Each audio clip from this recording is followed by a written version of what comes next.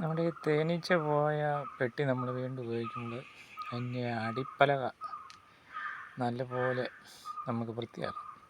അടിപ്പലക വൃത്തിയാക്കാനായിട്ട് നമ്മൾ വെള്ളം ഒഴിച്ച് വെച്ച് ഒരു പഴയ ബ്ലേഡ് എടുത്ത് സൈഡിൽ നിന്ന് ഇങ്ങോട്ട് അടിച്ചാൽ മതി. അപ്പം ഈ പലക നല്ല ക്ലീനായിട്ട് വരും. അപ്പോൾ അതിലെ ചെളി മുഴുവൻ പോയി. അങ്ങനെ ചെളി പോന്നു കഴിയുമ്പോൾ അതിൻ്റെ സൈഡും കൂടെ ഒന്ന് വൃത്തിയാക്കി കഴിഞ്ഞാൽ പുതിയ പലക പോലെ വൃത്തിയായിട്ട് വരും. ഇങ്ങനെ വന്ന പലക ഈ ബ്ലേഡിന് വടിച്ച് കഴിയുമ്പോഴത്തേനും നല്ല മിനുസം വരും. അപ്പം മാക്സിമം നമുക്ക് മിനുസമാക്കാം. നല്ല പ്ലെയിനറെ പിടിച്ച പോലെ മിനുസം വരും. അങ്ങനെ മിനുസം വന്നതിന് ശേഷം നമുക്ക് ആ വെള്ളത്തിൻ്റെ മയം അതിലുണ്ട്. നമുക്ക് ഈ പേപ്പർ അതിലോട്ട് വെക്കുക. ഇതിലോട്ട്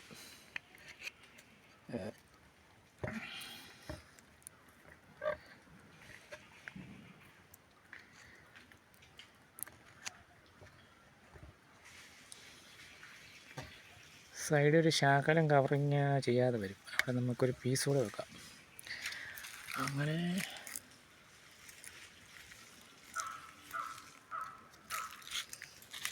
ഇവിടെ ഇത്ര ഭാഗത്ത് നമുക്കൊരു ചെറിയ പീസും കൂടെ വെക്കുകയാണെങ്കിൽ ഇത് മൊത്തം കവർ ചെയ്ത് നിൽക്കും. അങ്ങനെ നിൽക്കുമ്പോൾ ഈ പലകയ്ക്ക് നല്ല മിനുസമായിരിക്കും.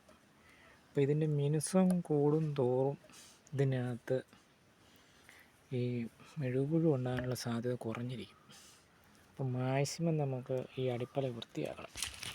ഇതുപോലെ നല്ല തിളങ്ങി നിൽക്കുമ്പോൾ ഇവിടെ ഈ വടവ് ഇത്രയും ഭാഗത്ത് നമുക്കിതിൻ്റെ നീളം കൂടിയ ഭാഗത്ത് നിന്ന് കട്ട് ചെയ്ത് ഒരു പീസ് കൂടി ചെയ്താൽ അത് നമുക്ക് പശ വെച്ച് ഒടിക്കേണ്ടി വരും. കാരണം ഇത് വെള്ളം വെച്ചതുകൊണ്ട് ഇതിപ്പം ചേർന്ന് നിൽക്കുക. മറ്റേ പീസ് ഇവിടെ ഈ സൈഡായതുകൊണ്ട് ആ പീസ് കട്ട് ചെയ്ത് ഇതിൽ ഒട്ടിച്ച് ചേർക്കേണ്ടി വരും. അപ്പോൾ ഇങ്ങനെ മിനുസമുള്ളിടത്ത് ഈ തേനീച്ചകൾക്ക് ഇവിടെ എന്നേലും വീണുണ്ട് എടുത്ത് കളയാൻ ഒട്ടിപ്പിടിച്ചിരിക്കുകയില്ല. പെട്ടെന്ന് എടുത്ത് കളയാൻ പറ്റും. അങ്ങനെ കൂടെ എപ്പോഴും വൃത്തിയായിട്ടിരിക്കും.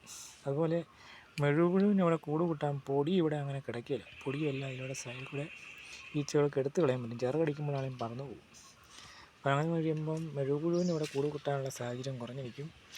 നമ്മൾ കൂടിനകത്ത് ഈ തേനീച്ച വിരിയുന്നതിന് മുമ്പ് തുറന്നിരിക്കുന്ന അടപ്പുള്ള പ്രശ്നമൊക്കെ മാറി കിട്ടും. അങ്ങനെ ഇതിനകം നല്ല മിനുസമായിട്ടിരിക്കുന്നതുകൊണ്ട് പിന്നെ പെട്ടി നല്ലപോലെ കെട്ടി വെക്കണം. ഇതിന്ന് തെന്നി മറിഞ്ഞു പോകാനുള്ള സാധ്യത ഉണ്ടാവില്ല. പെട്ടി ചെരിഞ്ഞൊന്നിരിക്കല്ല. ഇത് മിനുക്കം കുറവുകൊണ്ട് ചിലപ്പം ഇതിന്ന് തെന്നിപ്പോകാനൊക്കെ സാധ്യതയുണ്ട്. അത് നമ്മൾ സൂക്ഷിക്കണം. സ്റ്റാൻഡ് നല്ല ലെവൽ തന്നെയായിരിക്കും. ഇത്രയും കാര്യം ചെയ്യണമെങ്കിൽ നമ്മുടെ ഈ മെഴുകുപുഴുവിൻ്റെ ആക്രമണം പെട്ടിക്കകത്ത് 50% കൂടുതൽ കുറയുമെന്നാണ് വിചാരിക്കുന്നത്. അപ്പം മിനുസമുള്ള പെട്ടിയിലെല്ലാം അങ്ങനെ വരുന്നതായിട്ട് കാണുന്നുണ്ട്.